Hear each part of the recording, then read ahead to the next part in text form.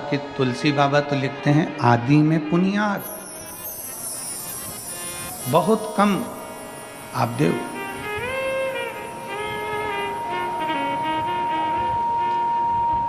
और जो आपने बहुत कम दिया है, बहुत कम प्रदान किया है, उसमें भी बाबा खुश है। एक बड़ा भगोना भरकर सब्जी बनाओ, एक बहुत बड़ा भगोना भरकर सब्जी तैयार करिए। उसमें जीरा कितना डालते हो? भगोना भर के जम के तो बोलो नहीं। कितना? भगोना भर के सब्जी है तो इतना जीरा डाल दो। राई कितनी डालते हो? थोड़ी राई डालते। भगोना भर के सब्जी है, राई जीरा इतना सा डालो। नमक एक बाल्टी नहीं। कितना डाला? थोड़ा सा नमक। अब ईमानदारी से बोलो, कोई तुमसे पूछे इतने से जीरे से क्या होगा, इतनी सी राई से क्या होगा, और इतने से नमक से क्या होगा? शिव महापुराण की कथा कहती है इतना सा जीरा, इतना सा राई, इतना सा नमक पूरी सब्जी में स्वाद ला देता है। उसी तरह 7 दिन की शिव पुराण पूरी जिंदगी में स्वाद ला देता है।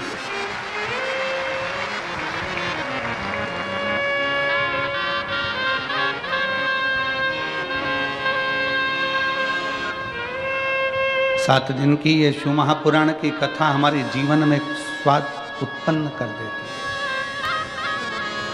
खुशियां उत्पन्न कर देती है, प्रसन्नता उत्पन्न कर देती है। यहाँ नांदेड़ वाले डॉक्टर साहब जिन्होंने नांदेड़ में कथा करवाई थी वो बैठे हैं। हम आशीष से बोल रहे थे कि प्रथम ऐसे यजमान हैं जो जहाँ जहाँ कथा होती है लगभग नज़दीक में, तो वहाँ बाबा की एक दिन की कथा सुनने के लिए जरूर आते हैं। और ये पाटिल परिवार जो शिव महापुराण के कथा के यजमान बने हैं शिरपुर महाराष्ट्र के, हम उनसे भी कहेंगे कि प्रयास करना, आपके नज़दीक में कहीं शिव पुराण की कथा हो तो वहाँ 7 दिन नहीं तो कम से कम 1 दिन यजमान परिवार सिरपुर का भी वहाँ पहुँचे।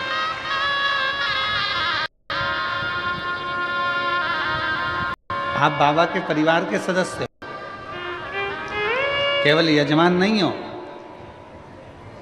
कुबेर भंडारी के परिवार के सदस्य हो, तो बाबा के परिवार के सदस्य हो। इसलिए प्रत्येक कथा में 1 दिन, आधा दिन, 15 मिनट, 20 मिनट, 25 मिनट, जैसा समय मिले वैसे जाना चाहिए। कथा सुनो,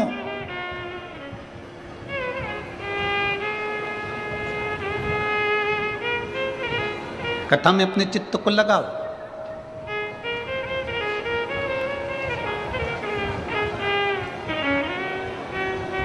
जितनी सेवा बन सकती है शिव महापुराण के अंतर्गत उतनी सेवा करो।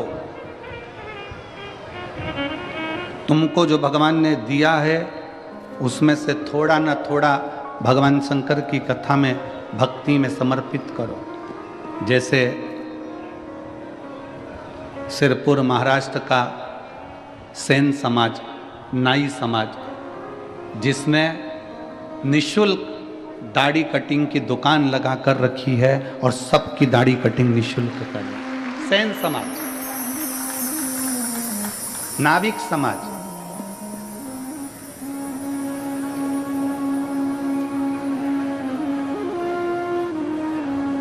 कोई शुल्क नहीं।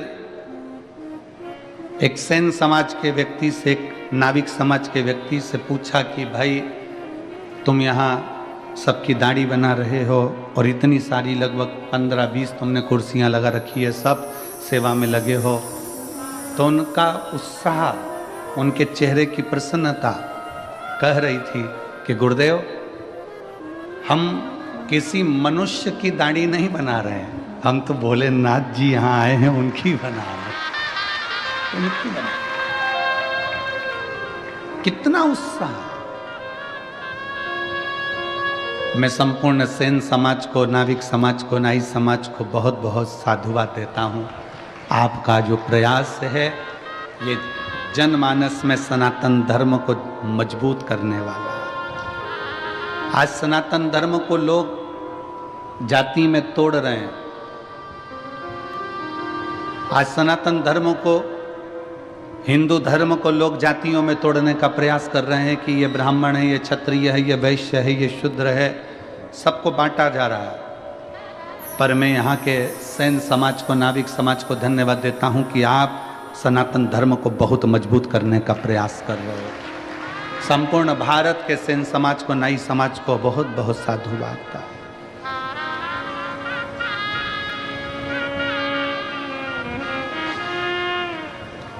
आपकी जागरूकता होना चाहिए। वो कहते हैं ये मंदिर हमारा नहीं है, वो कहते हैं वो मंदिर हमारा नहीं, वो कहते हैं भगवान हमारे नहीं, वो कहते हैं ये हमारा नहीं, वो कहते हैं वो हमारा नहीं।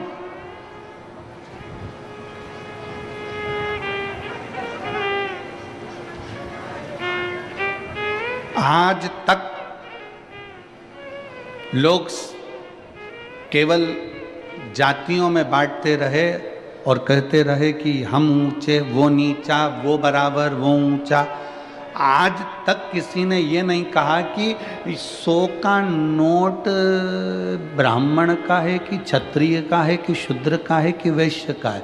वो 100 रुपये अगर शमशान में भी मिले हैं ना, तो भी वो बनिया की दुकान पर चल जाते हैं, और बनिया की दुकान का भी 100 का नोट है तो शमशान में चल जाता है।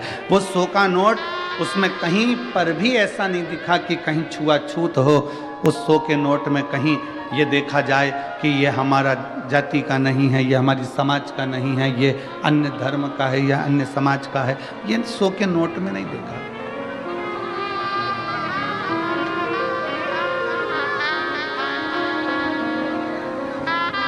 अभी हमने पहले कथा में कहा था कार्तिक के महीने में कि एक 100 का नोट तुम्हें दिया जाए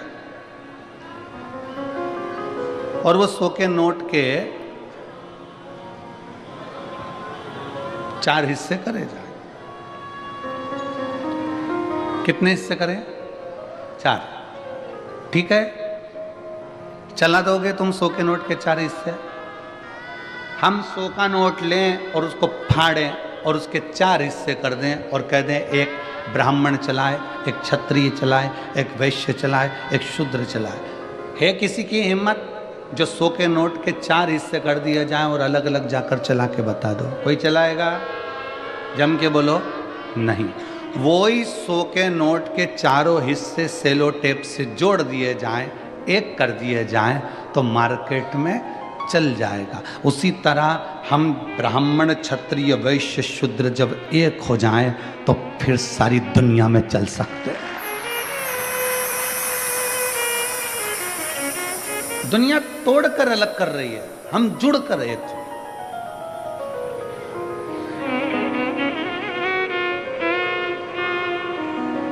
कथा कहती है समय अच्छा नहीं है तो मेहनत 4 गुनी कर लो, अपनी मेहनत को बढ़ाओ, अपने परिश्रम को बढ़ाओ।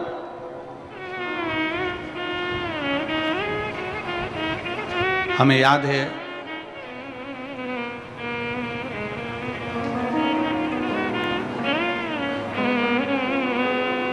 सिरज गांव की एक कथा, बहुत पहले की बात है, 19-20 साल पहले की। और सिरज गांव में जब हम पहुंचे थे तब एक किसान भाई मिलने के लिए आया था।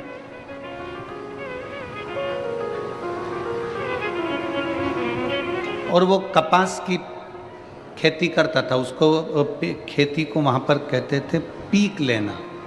अब इधर क्या बोलते हैं हमको स्मरण नहीं है, वहाँ सिरज गांव साइड में बोलते हैं हमारी में इतनी पीक हुई, इतनी मतलब इतनी खेती, पीक बोलते हैं। तो उस समय की बात है 19-20 साल पहले की। क्या हमारी ये पीक ऐसी हुई, वो पीक ऐसी हुई। तो वो व्यक्ति आकर बोला, गुरुजी मैं जितनी भी पीक लेता हूँ, मैं जितनी भी फसल लेता हूँ, मेरी फसल अच्छी आती नहीं है और मैं घाटे में जाता जा रहा हूँ, मैं डूबता चले जा रहा हूँ, मेरी फसल ठीक नहीं आ रही, मैं डूबता जा रहा हूँ। मैं घाटे में जाता जा रहा। हमने कहा क्या करते हो? गुरुजी मैं खुद तो फसल नहीं लेता, मैंने बटाई पर दे दी। बटाई पर मतलब मेहनत उसकी, आधा सामान उसका, आधा सामान हमारा। हमने कहा ठीक है, क्या चाहते हो? कहा गुरुजी अब की बार बस ऐसा कर दो कि उसमें अच्छी फसल हो जाए। तो हमने कहा अच्छी फसल हो जाए तो फिर एक काम करो, ये आधा आधा बंद करो, खुद बेलपत्री शंकर पर चढ़ी हुई लेना, शिव जी का चढ़ा जल लेना, पूरी खेती में जब बीज बोने के लिए जाए तब उस जल को छीट कर बाबा का नाम लेकर श्री शिवाय नमस्तुभ्यम बोल कर बो देना। अब उसने फसल लगाई, जो पीक आई, और पीक आने के बाद वो सीहोर गया और वहाँ जाकर बोला बाबा जी बड़ी कृपा करिए, अब की बार तो बाबा ने ऐसा कर दिया कि मुझे पूरा कर्जा चुकवा दिया, मेरा पूरा कर्जा चुक गया। हमने कहा कर्जा बाबा ने नहीं चुकाया, तू बटाई में ले रहा था, तुझे मालूम ही नहीं पड़ रहा था कितना आ रहा है, कितना जा रहा है, क्या कर रहा है, कितना जा रहा है। दवाई का पैसा ले लिया, खाद का पैसा ले लिया, बीज का पैसा ले लिया, सब कुछ पैसा लेने के बाद भी तुझे फसल में कुछ नहीं मिल रहा था। अब तूने जान लिया कि मैं मेहनत करूँगा, मेरी ज़मीन है, मैं 4 गुना परिश्रम करूँगा, तो बाबा ने तेरे को 8 गुना दिया और तेरा कर्जा भी चुका दिया। तेरी मेहनत, इसमें सियोर वाले बाबा का कुछ नहीं है, इसमें पंडित प्रदीप मिश्रा का कुछ नहीं, तेरी अपनी मेहनत, तेरा अपना परिश्रम। वक्त अच्छा नहीं है, मेहनत करिए, वक्त अच्छा है तो मदद करिए। जब अच्छा समय आ जाए आपका, जब आपका श्रेष्ठ समय आ जाए, श्रेष्ठ समय आपका चल रहा हो, तो प्रयास करो कि हम किसी की मदद कर सकें, हम किसी का सहयोग कर सकें। और मैंने तेरे ही भरोसे बाबा, तेरे ही भरोसे हवा बिच उड़ती जावानी, बाबा डोर में कटी जावानी, भोले मैं तेरी शंभु, मैं तेरी। अपनी मेहनत को बढ़ाओ।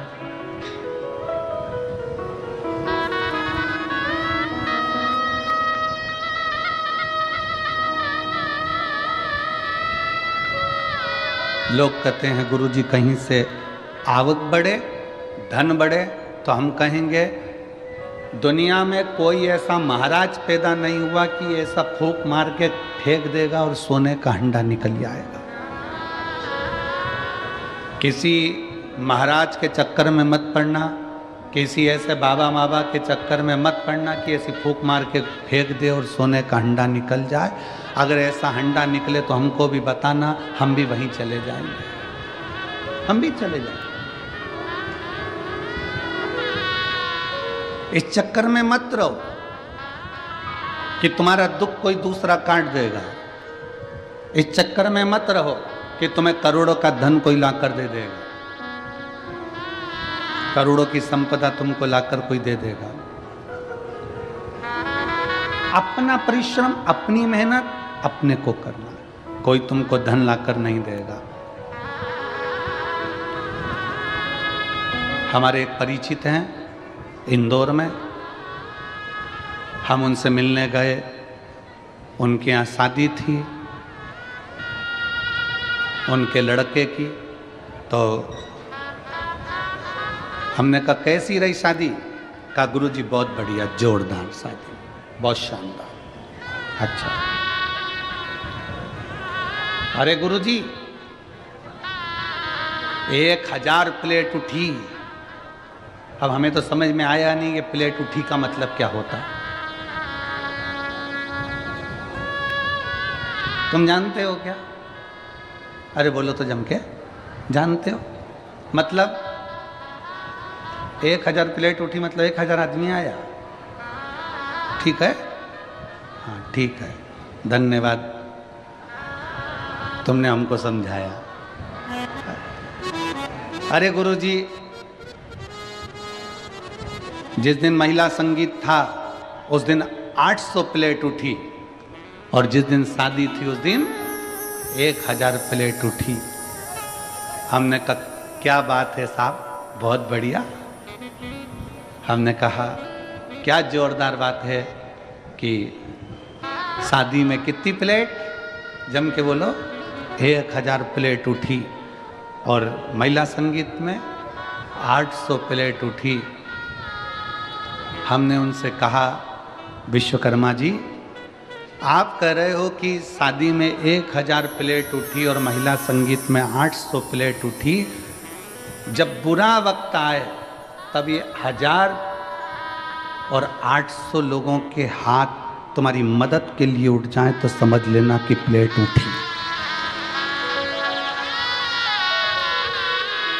विश्वकर्मा जी, ये 1000 प्लेट उठी, तुम इतने खुश हो रहे हो, 800 प्लेट उठी, तुम इतने खुश हो रहे हो, 700 रुपए की प्लेट, 500 रुपए की प्लेट, 400 रुपए की प्लेट, आजकल कैटरिंग का ज़माना है तो 500 रुपए की प्लेट, 1000 रुपए की प्लेट, 1000 प्लेट उठी, 1000 लोग खाना खा कर गए, भोजन कर गए। 800 लोगों की प्लेट उठी, 800 लोग भोजन कर गए। प्लेट तो उठी, पर तुमने जो 1000 आदमी को खाना खिलाया, तुमने जो 800 लोगों को प्लेट उठी कर रहे हो, इतने लोगों को खाना खिलाया, जब अपने को जरूरत पड़े, अपनी जब दुख की घड़ी आए, तो ये 1000 और ये 800 के हाथ तुम्हारी मदद के लिए उठते हैं कि नहीं उठते, वो देखना। अब हम आपसे पूछते हैं, जो 1000 प्लेट उठी उसमें से कितने हाथ उठेंगे क्या? किसी को 10 लाख की जरूरत है तो दे सकोगे? जम के बोलो जरा। 800 प्लेट उठी, जब उसको 5 लाख की जरूरत होगी तो 5 लाख रुपए जिसकी प्लेट उठी थी, इतने लोगों ने उठाई थी, वो 800 में से कोई 5 लाख लाकर देगा? नहीं, आपकी मेहनत आपको स्वयं करना पड़ेगी, आपका परिश्रम आपको स्वयं करना पड़ेगा। इसलिए निवेदन है, व्यर्थ का खर्चा बंद करो। ये 1000 प्लेट और ये 800 प्लेट की जगह कभी बन सके तो किसी गरीब को जाकर भोजन कराकर अपने बच्चों का विवाह करो।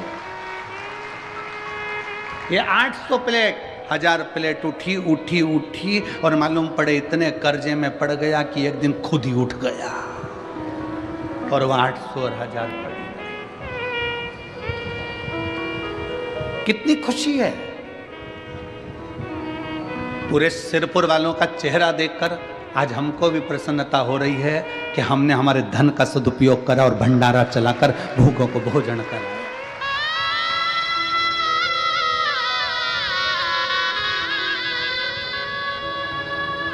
एक गुजरात से कोई ट्रक भर के पानी लेकर आया परसों के दिन, और ट्रक भर के पानी बांट कर चले गया। गुजरात से आ गया, पानी की ट्रक भर कर आई सर लेकर, खुशी होती है। कल कोई रात को खिचड़ी चावल की पुलाव बनाकर, वेज पुलाव बनाकर लेकर आया, सब्जी का कोई चावल बनाकर लेकर आया, बांट रहा था, इतनी प्रसन्नता उसके चेहरे पर थी। परसों के दिन कोई जलेबी बांट रहा था, कोई हलवा बांट रहा था, कितनी चेहरे की प्रसन्नता थी। क्यों? वहां जो प्लेट उठी है वो साथ नहीं देंगे, पर यहाँ तुमने अगर किसी को एक अन्न का दाना भी खिलाया तो उसके खाते में लिख गया, वो साथ देगा, वो साथ देगा।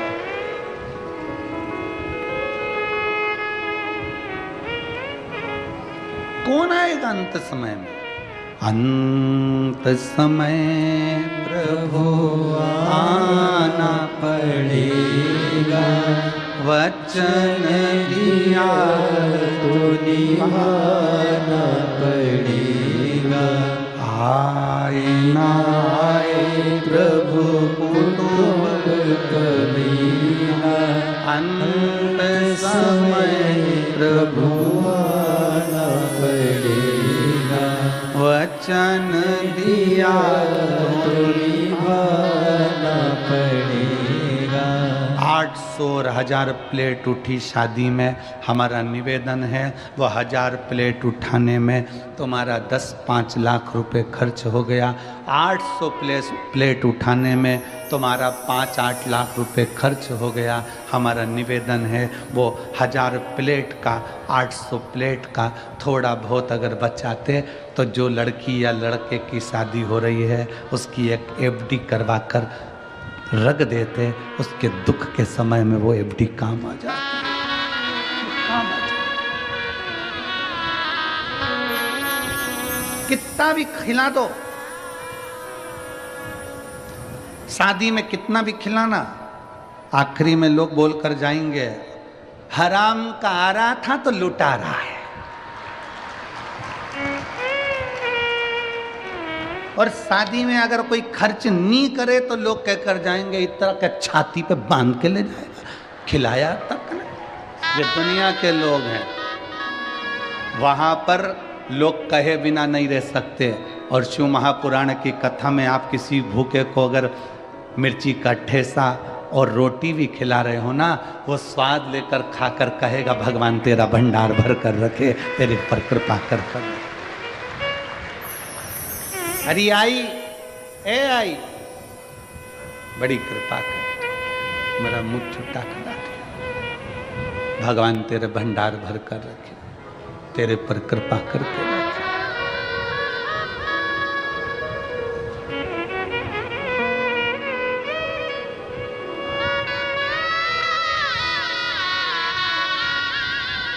प्रयास करो।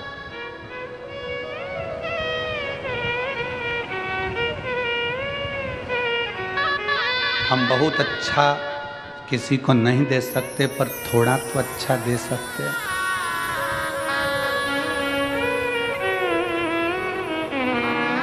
इसी सिरपुर की एक माँ, उसके कॉलोनी का तो हमको स्मरण नहीं है कि कौन सी कॉलोनी में रहती है, पर इसी सिरपुर की एक माँ रोज एक शॉल पहनकर आती है। हो सकता है उसके पुराने शॉल हो, रोज एक शॉल पहनकर आती है और कहीं पर भी कथा में बैठ जाती है और पास में जो माँ बैठी रहती है उसको देखती है कि इसके पास नहीं है, अपना जाते जाते शाल उसको देकर चली जाती है और बड़े प्रेम से घर पहुंच जाती। फिर दूसरे दिन वो शाल ले आती। अब उस माँ का तो हम कॉलोनी का नाम नहीं जानते, पर वो माँ जसवंती बाई करके कोई नाम है, उसने कहा कि हमने पूछा माँ तुम्हारे पास में इतने साल है क्या? नहीं, मैं मेरी पड़ोसन से बोल दी तेरे पास पुराने साल कितने रखे? मेरे घर के जितने साल थे मैं तो बाटी आई, और उसके घर में पुराने पड़े थे, कोई काम नहीं आ रहे थे, मैंने उसको निकलवा लिया। बहू से कहा प्रेस कर दे, प्रेस करके मैं पहले ओढ़ती और ओढ़कर कथा में जाकर बैठकर उसको ओढ़ा कर आ जाती। पुण्यता तो है, तुम्हारे पास में जो है तुम वही तो परमात्मा को दोगे। हम आपसे कभी नहीं कहे कि आप अंबानियां, धन दौलत, संपदा, सत्ता, वैभव किसी को दो, पर इतना जरूर याद रखो कि अपने को जो परमात्मा ने दिया है वो तो दो। एक कथा आती है, बड़ा सुंदर कथा है। एक राजा अपने नगर में सूचना करवा दिया, सुबह 9 बजे से शाम को 5 बजे तक जो मेरे दरवाजे पर आएगा उन सबको सोने की असरफियाँ, किसी को पीताम्बर, किसी को हीरा, किसी को मोती में बांटूंगा। रोज 1 हफ्ते तक मुझे बांटना है। कितनी बजे से कितनी बजे तक? जम के बोलो जरा। सुबह 9 बजे से शाम को 5 बजे तक बांटूंगा। लग गए लोग लाइन में आके, सुबह 9 बजे लोग लाइन में आकर लगे। जैसे ही लाइन में आकर लगे, एक व्यक्ति सबसे आखिरी में लगा। जब जैसे ही दरवाजे पर पहुंचा वैसे ही शाम की 5 बज गई। 5 बजी,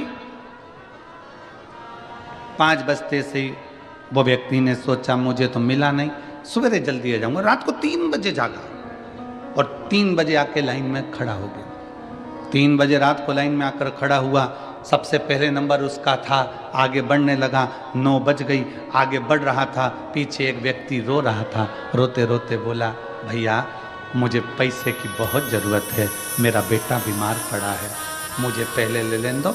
उसने कहा तू चले जा। उसने उसको आगे कर। फिर पीछे कोई आया, उसने कहा भैया मेरी पत्नी को बहुत तकलीफ है, तू आगे हो जा। भैया मुझे ये तकलीफ है। उसने सबको आगे कर दिया, वो पीछे रह गया। 5 बज गई, बंद हो गया दरबार। 5 बजे बंद हुआ। दूसरे दिन फिर वो सुबह आकर 3-4 बजे से खड़ा हो गया। आज तो मैं लेकर ही मानूंगा। फिर कोई पीछे आ गया, भैया मुझे जरूरत है, भैया मैं कर्जे में लदा लूँ, मैं ले आगे आ जा, ले आगे आ जा। फिर 5 बज गई। 5 दिन निकल गए। वो व्यक्ति आखिरी में 5 दिन तक असरफी लेकर नहीं जा सका। 6ठे दिन राजा का ध्यान गया कि ये रोज मांगने आता है और रोज दरवाजे पर खड़ा होता है। राजा ने उसको बुलाया, इधर आ, इधर आ।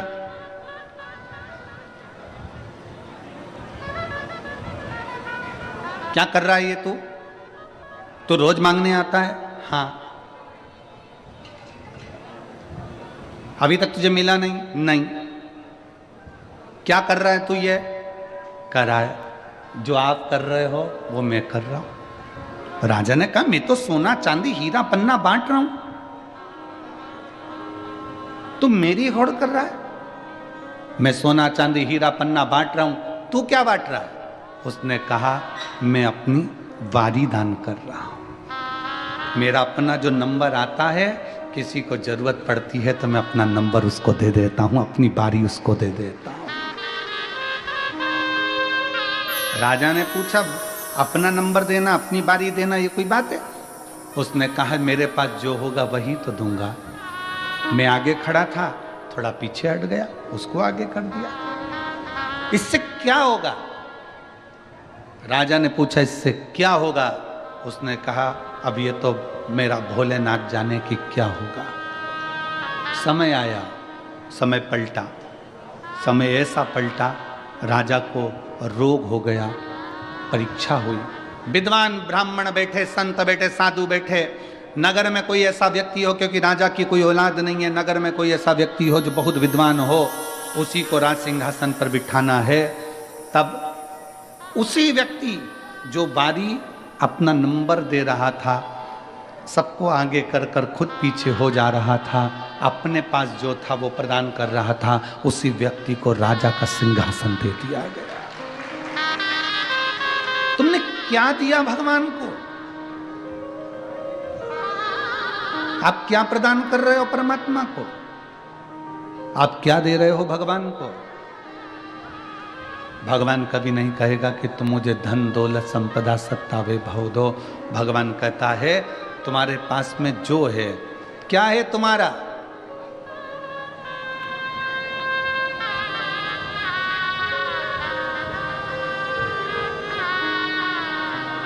तुम्हारा अपना क्या है?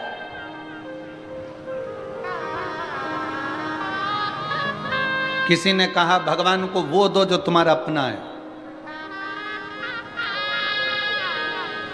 जल तुम्हारा अपना है? जम के बोलो जरा। पैदा हुए थे तो लेकर आए थे ऊपर से। किसी ने कहा बेलपत्र दो, बेलपत्र हमारे पेड़ की है, हमारे वृक्ष की है। तुम्हारी है?